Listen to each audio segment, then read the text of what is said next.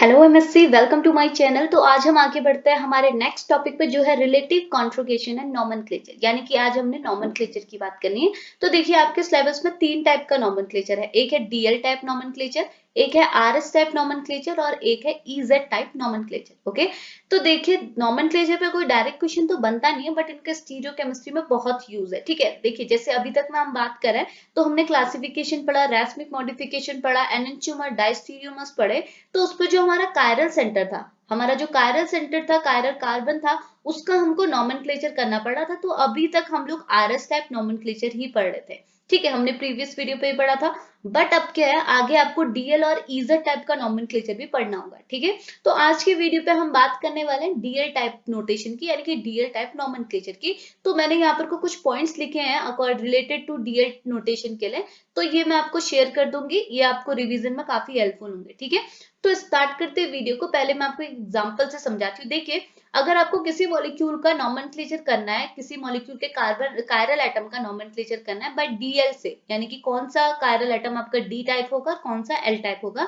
तो एक एग्जांपल लेते हैं, सिंपल एग्जांपल है ग्लिसरल्डिहाइड का। ठीक है, तो सबसे पहले आपने क्या करना होता है, अगर आपको मॉलिक्यूल को प्लेन में दिया हुआ है, यानी कि फिशर में दिया है, देन ओके, वरना आपको पहले मॉलिक्यूल को फिशर में लाना होगा। जैसे ग्लिसरल्डिहाइड को अगर आपको ऐसे दिया है तो ठीक है, अगर ऐसे दिया है तो पहले इस मॉलिक्यूल को फिशर में लाएंगे। जैसे यहाँ पर को दिया है, देखो आप इसको कैसे फिशर में लाएंगे, यहाँ तीन कार्बन एटम है तो आपने तीन कार्बन एटम लिखे।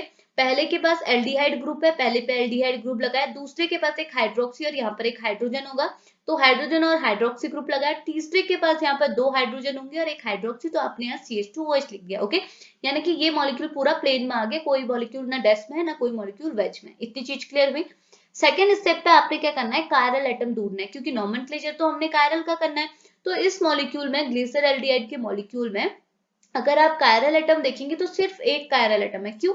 क्योंकि यहाँ पर एल्डिहाइड ग्रुप है, यानी कि एल्डिहाइड में आ गया डबल बॉन्ड, इस कार्बन एटम के पास तो डबल बॉन्ड है, तो ये तो कायरल हो गया। इस केस में दो हाइड्रोजन एटम है, तो ये भी एक कायरल हो गया। इट मींस कायरल क्या है, सिर्फ एक कार्बन, ये वाला कार्बन है, कार्बन नंबर सेकंड, जिसके पास एक हाइड्रोजन है, एक हाइड्रोक्सी, एक ये एल्डिहाइड ग्रुप है, एक ये वाला ग्रुप है। ओके, इट मींस एक कायरल एटम है। देन आपने क्या करना है, उस कायरल एटम को आप देखिए, अगर इस कायरल एटम पे जो हाइड्रोक्सी ग्रुप है, यहाँ पर लिखा है इफ हाइड्रोक्सी ग्रुप इस कायरल का प्रेजेंट है राइट साइड में, यानी कि ये जो राइट साइड में हाइड्रोक्सी ग्रुप प्रेजेंट है, इस केस में आप इस टाइप के मॉलिक्यूल को क्या बोलेंगे, डी ग्लिसरल्डिहाइड। यानी कि कोई भी मॉलिक्यूल जो भी नाम है आगे को वो लगाएंगे, तो ये ग्लिसरल्डिहाइड का मॉलिक्यूल है जिसमें हाइड्रोक्सी ग्रुप राइट साइड पे है, तो आप इसे बोलेंगे डी ग्लिसरल्डिहाइड। यानी कि जब हाइड्रोक्सी ग्रुप राइट साइड होगा तो आप लगाएंगे डी, अगर हाइड्रोक्सी ग्रुप लेफ्ट साइड होगा तो आप लगाएंगे एल। ओके, तो अब यहाँ पे देखिए ये क्या है, ग्लिसरल्डिहाइड के दो एनेंटियोमर है, जिसपे क्या आप देख सकते हैं दोनों एक दूसरे की मिरर इमेज है, जिसकी वजह से क्या है, पहले स्ट्रक्चर पे आपको हाइड्रोक्सी ग्रुप राइट साइड पे दिख रहा है,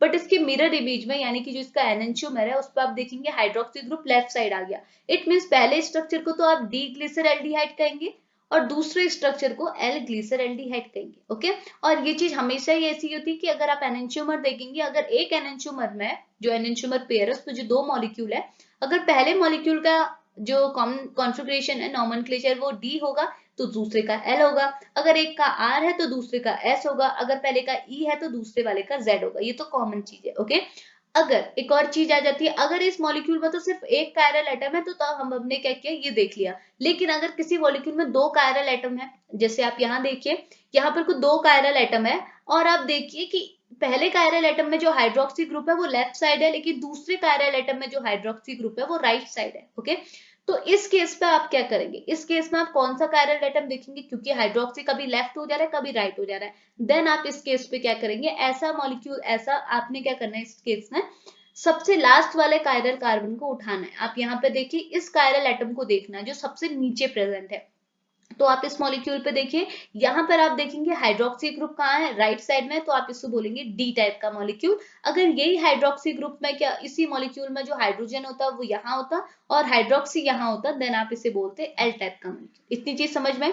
तो ये था डीएल टाइप का नोटेशन। आपको कैसे पता चलेगा मॉलिक्यूल डी है या कैसे पता चलेगा मॉलिक्यूल एल है। ओके, तो कुछ एग्जाम्पल मैं आपको यहाँ पे दिखाया, तो आप देख सकते हैं इस मॉलिक्यूल में यह ग्लिसरल्डिहाइड का मॉलिक्यूल, इसे मैंने सिंपली ऐसे बनाया। तो आप देखें, एक कायरल एटम ये है, दूसरा कायरल एटम क्या है इसका, ये है। ओके, तो अब आप देखें इस मॉलिक्यूल में कायरल एटम वाला जो कार्बन है, इसके पास क्या हाइड्रोक्सी ग्रुप कहाँ है, इस पे लेफ्ट साइड है, तो लेफ्ट साइड में क्या होगा, एल ग्लिसरल्डिहाइड।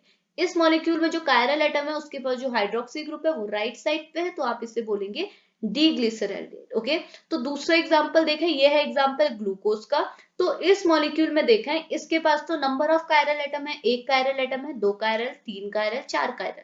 तो हमने क्या बोला, जब नंबर ऑफ कायरल एटम है उस केस में आपने लास्ट वाले कायरल एटम को देखना है। इस कायरल एटम पे देखें जो हाइड्रोक्सी ग्रुप है वो राइट साइड में है, तो आप इसको क्या बोलेंगे, डी ग्लूकोज।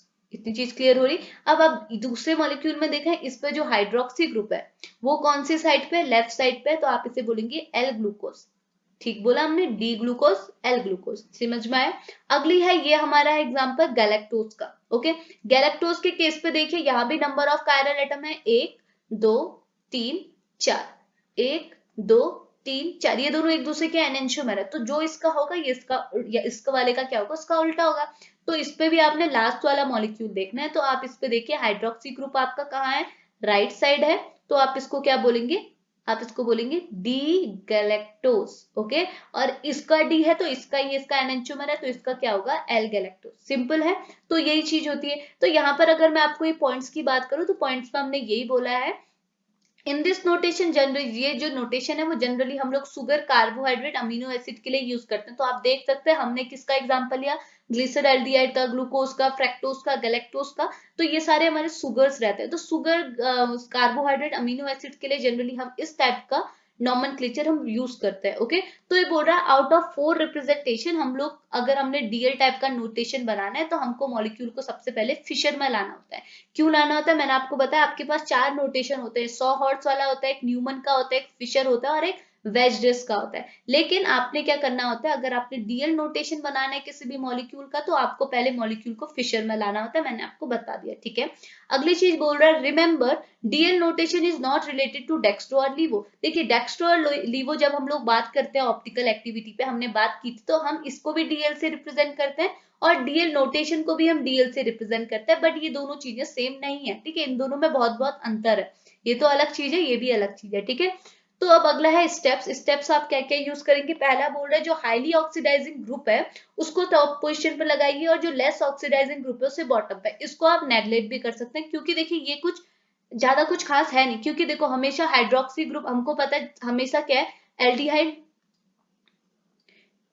क्योंकि क्या है, हमेशा हम लोग एल्डिहाइड ग्रुप को ही टॉप पे लगाते हैं और जो बचा हुए ग्रुप होते हैं उससे नीचे। तो एल्डिहाइड ही हमारा सबसे ज्यादा ऑक्सीडाइज ग्रुप होता है, ये तो हम जनरली करते ही हैं। ठीक है, तो अगली चीज बोल रहा है जो हमारा, if hydroxy group of A bottom chiral atom is on right side, अगर आप बॉटम कायरल एटम का देखें तो उस पर जो हाइड्रोक्सी ग्रुप है अगर वो राइट साइड प्रेजेंट है, तो उस टाइप के मॉलिक्यूल को आप, उस टाइप के शुगर मॉलिक्यूल को आप क्या बोलेंगे, डी। डी कुछ भी हो सकता है, डी ग्लूकोज हो सकता है, गैलेक्टोज होता है, फ्रैक्टोज हो सकता है, ग्लिसरॉल्डिहाइड होता है, कुछ भी।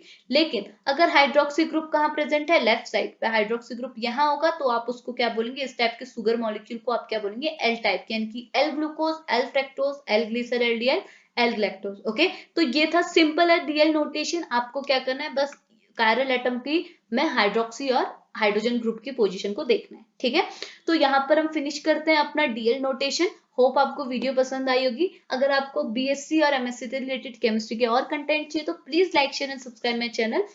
तो मिलते हैं नेक्स्ट वीडियो पे, तब तक के लिए बाय बाय।